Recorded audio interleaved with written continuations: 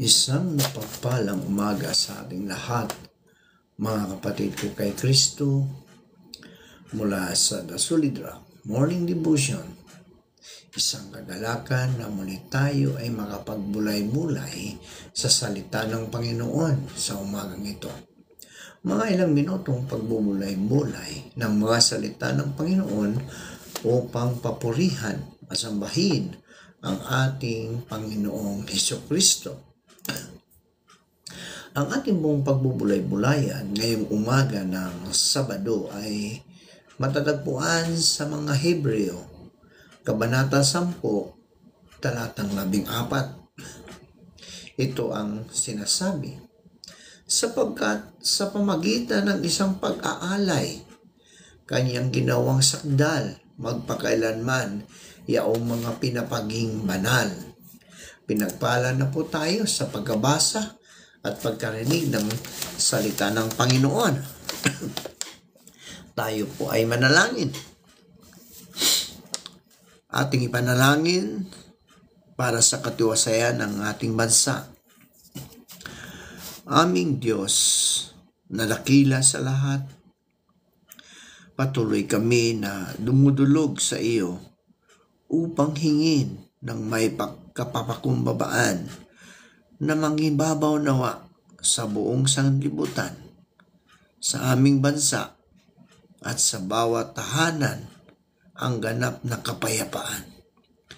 Napakasaya pong mamuhay ng payapa, ngunit sadyang may mga kahinaan ang mga tao na iyong nilikha. Mga taong nagpapasakop sa pakana ng kalaban upang ang bigay mong kapayapaan ay guluhin. Aming Diyos, humihingi kami ng iyong pamamatnubay upang mapanumbalik ang tunay na diwa ng kapayapaan sa aming bayan. Huwag mo pong hayaan na masakop ng kalaban ang puso ng mga taong sadyang mahina at walang pakialam sa kapwa, dahil ang masamang epekto nito ay sa mamamayan na nasa laylayan. Mga mamamayan na walang ninanais kundi mamuhay ng payapa sa kabila ng pagdaraho.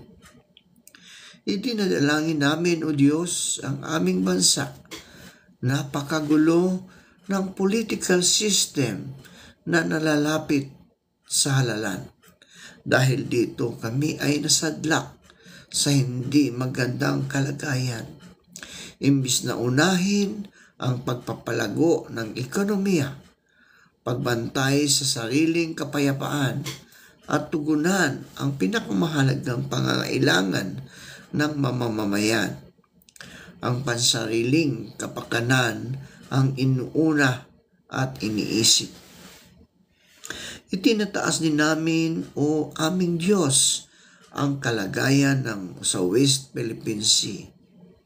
Tumitindi ang agresibong pananakop ng mga Tsino kahit alam at bahid nila na ang West Philippine Sea ay sakop ng aming bansa.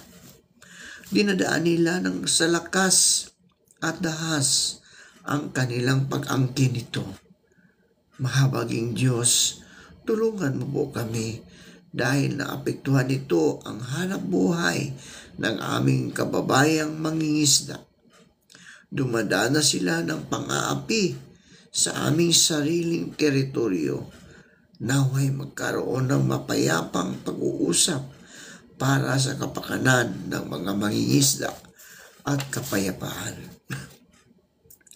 O dakilang Diyos, Hari ng kapayapaan, kung papaano mo pinayapa ang dagat na mabangis at pinatigil ang malakas na hangin, naniniwala kami ng lubos na mangyayari sa aming mga pagsamo sa iyo. Buklurin mo kami lahat na iyong mga lingkod upang maging instrumento ng panunumbalik ng tunay na kapayapaan. Maging masigasig kami sa pagpapahayag na ang pagkamit ng ganap na mapayapang buhay ay nagmumula lamang sa iyong bugtong na anak na si Jesucristo. Maipahayag nawa namin ito ng may kasiglahan at walang takot. Magkakaisa nawa ang iyong mga anak tungo sa pagkamit ng kapayapaan sa sandaigdigan. Ito ang aming dalangin para sa kapayapaan ng lahat. Sa pangalan ni Jesucristo naming Diyos at tagapagligtas. Amen. Ang pamagat ng ating pagbubulay-bulayan ngayong umaga ay si Jesus ang sakdal na sakripisyo. At ang pananampalataya na gumagawa na siyang gusto mo. Paano ito gumagana? Gumagana ito sa pamagitan ng pag-ibig. Anong pag-ibig? Aba, ang pag-ibig na kumikislap mula sa krus ng Kalbaryo. Ito ay itinayo sa pagitan ng lupa at langit. At ang kaligtasan ay matatamo sa pamagitan ng pagtingin sa krus na ito. Tinatanggap ito ng Ama at ang hukbo ng mga anghel ay dumating sa krus na iyon. At ang Diyos mismo ay yumuko bilang pagtanggap sa sakripisyo. Tinutugon nito ang kahilingan ng langit at ang tao ay maaaring maligtas sa pamagitan ni Jesucristo. Kung tayo ay mananampalataya lamang sa Kanya, ang tao ay nakikipagkakasundo sa Diyos. No?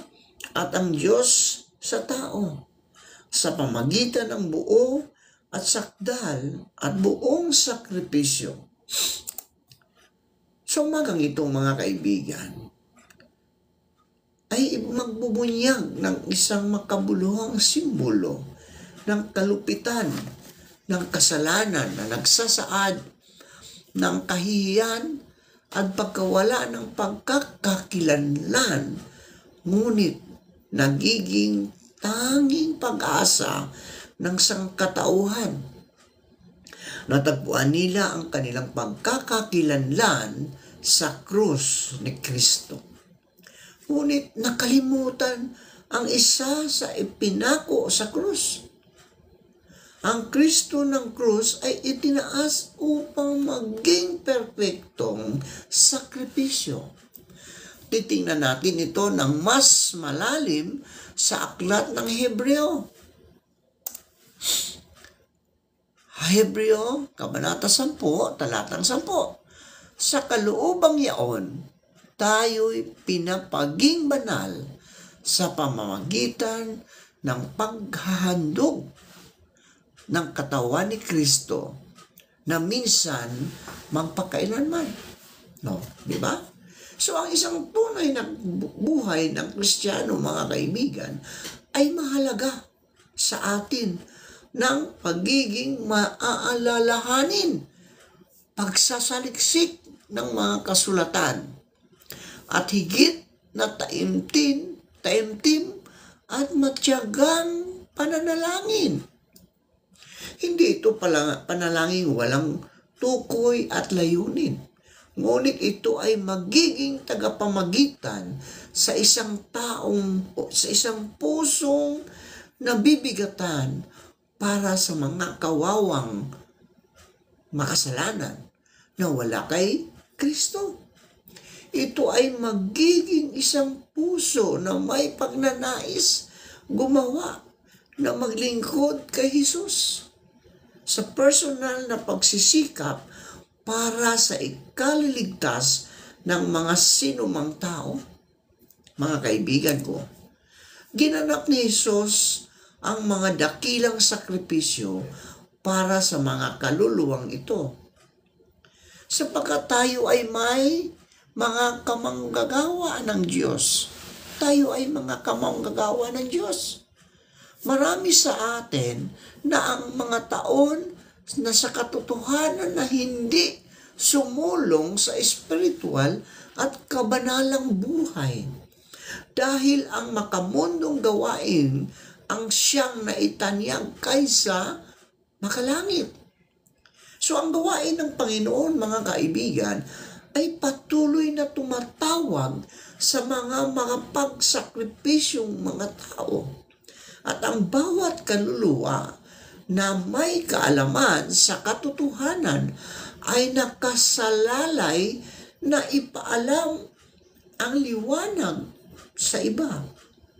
Nililinang ang lahat ng mga biyaya ng Espiritu upang ganapin itong mahalagang gawain at pagtanggap ng Diyos. Itong kanilang paglayo, mga kaibigan, mula kay Kristo ang nagpapanatili sa kanyang nag-aangking mga tao sa napakalaking distansya sa bawat isa. Kapag si Kristo ang pinagmasdan ng bilang dakilang huwaran, kasunod ay kanilang hahanapin na makaunawa ng kanyang espiritu. At upang tularan ang kanyang mga halimbawa, kailangan nating pag-aralan palalo ang Biblia, mga kaibigan, upang ang ating mga kaisipan ay tatahan sa walang hanggang sakripisyo ni Jesus at ang kanyang pamamagitan sa ngalan natin, habang ating nakikita ang kanyang pag-ibig, ang kanyang pagpapakumbaba para sa atin, ang parihas na espiritu na ng pagtanggi o pagtanggi at alay para sa kapakanan ng iba ang magniniyas sa ating mga puso. Ang pagmasdan si Jesus sa pamagitan ng mata na may pananampalataya ay nababago tayo sa gayon ding larawan mula sa kalwalhatian hanggang sa kalwalhatian na gaya ng mula sa Panginoong Hesukristo na kanyang espiritu. Ang mga hayop, mga kaibigan, na alay ay maraming iba't ibang kahulugan. Pagpapatawad, pagpapasalamat at iba pa. Sila ay kabilang din sa tipan o pagkakasundo ng dalawang partida. Ang paghihiwalay sa hayop na alay sa kalahati ay nasa lumang tipan na tradisyon. Ang pinaghati-hati ay nakalapag sa lupa at ang dalawang partida sa kabilang ay kailangan lumakad sa pagitan ng mga ito. Ginagawa ito ni Abraham nang may paggalang na lumalakad sa pagitan ng mga pira-pirasong handog. Gumagawa ng isang taimtim na panata sa Panginoon ng walang hanggang pagsunod. Panginoon, ang sunod na gagawa din bilang pagpapatibay sa napagkasunduan. Ang pagpapadangnak ng dugo ay kinakailangan sa pagpapatibay ng bagong tipan din. Sa ganitong kalagayan, mga kaibigan ko, kay Kristo, si Jesus na Panginoon ay naroon ayon sa 2 Korinto, Kabanata 5, talatang 11. Iyubang papatibayin ang napagkasunduan sa pamagitan ng paglakad kasama si Jesus araw-araw. Di ba? Gaano pa kaya ang dugo ni Kristo, mga kaibigan? nasa pamagitan ng Espiritu na walang hanggan ay inihandog ang kanyang sarili na walang dungis sa Diyos, ay maglilinis ng iyong budhi sa mga gawang patay upang magsipaglingkod sa Diyos na buhay. Mga Hebreo, Kabanata 9, talatang 14. Habang ito ay isang mataas at tanyag na pribilehiyo at isa na dapat maging sanhi ng sinuman na maging handa na magkaroon ng kahit anong uri ng sakripisyo.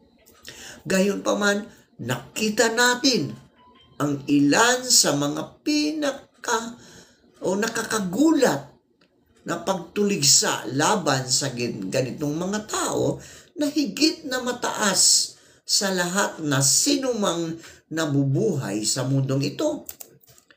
Ibinabalik ng Diyos sa mga ministro at mga tao ang mabigat na paratang ng espiritual na kahinaan. Sinasabi, nalalaman ko ang inyong mga gawa, na ikaw ay hindi malamig o mainit man. Ibig ko sanang ikaw ay malamig o mainit, kaya't sapagkat ikaw ay malahininga at mainit o malamig man, ay isusuka kita sa aking bibig. Isusuka daw, sapagkat sinasabi mo, ako'y mayaman at nagkamit ng kayamanan at hindi ako nangangailangan ng anuman. Hindi mo nalalamang ikaw ang aba at maralita at dukha at bulag at hubad. Ipinapayo ko sa iyo na ikaw bumili sa akin gintong dinalisay ng apoy upang ikaw ay yumaman at mapupunying damit, upang iyong maisuot at upang huwag mahayag ang iyong kahiyahiyang kahubaran, at ng pangpahid sa mata na ipahid sa iyong mga mata upang ikaw ay makakita. Ang mga panahon ay puno ng panganib para sa mga iglesia, mga kaibigan. Ang mga maling akala ni Satanas ay umiral sa lahat ng dako sa pamamagitan ng maling representasyon at kasinungalingan. Ang mga sugo ni Satanas ay naghangad na pukawin ang pagsalungat laban sa mga doktrina ni Kristo. At bilang resulta, ang mga di pagkakaunawaan at mga maling pananampalataya ay nagpapinsala sa mga simbahan o iglesia. Ang ilan na nag-aangking si Kristo ay nagsasabing ang kanyang pag-ibig ay nagpalaya sa kanila mula sa pagsunod sa batas ng Diyos. Sa kabilang banda, mga kaibigan, marami ang nagturo na kailangang sundin ang mga kaugalian at seremonya ng mga Hudyo, na ang pagsunod lamang sa kautusan ng walang pananampalataya sa dugo ni Kristo ay sapat na para sa kaligtasan. Ang ilan ay naniniwala na si Kristo ay isang mabuting tao, ngunit itinanggi ang kanyang pagka-Diyos. Ang ilan ay nagkunwaring tapat sa layunin ng Diyos ay mga manlilinlang, at sa pagsasagawa ay tinanggihan nila ni si Kristo at ang kanyang ibanghilyo. Namumuhay sa kanilang sariling sa paglabag. Sila ay nagdadala ng mga maling pananampalataya sa simbahan. Kaya marami ang naakay sa kalituhan ng panlilinlang at maling akala. Dapat mong tanggapin ang kanyang mga salita, mga kaibigan. No? Dapat mong tanggapin ang kanyang mga salita. Sila ay maging bahagi ng iyong sarili. Ito ang ibig sabihin ng pagkain ng laman at pag-inom ng dugo ng anak ng Diyos. Kayo ay namamuhay sa bawat salita na lumalabas sa bibig ng Diyos. Ibig sabihin, kung ano ang ipinahayag ng Diyos, hindi lahat ay nahayag. Hindi namin kayang tiisin ang gayong paghahayag. Ngunit inihayag ng Diyos ang lahat ng kailangan para sa ating kaligtasan. Hindi natin dapat iwanan ang kanyang salita para sa mga haka-haka ng tao.